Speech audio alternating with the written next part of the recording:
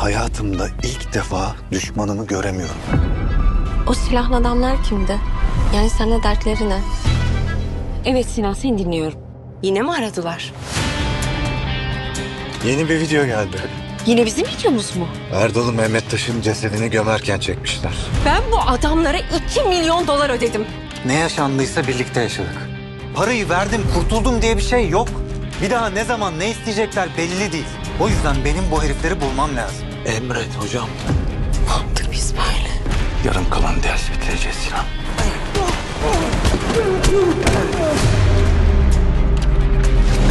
Sen ölmüştün. Demek ki ölmemişim. Zamanın Kapıları ilk 2 bölümüyle 12 Haziran Perşembe TOD'da.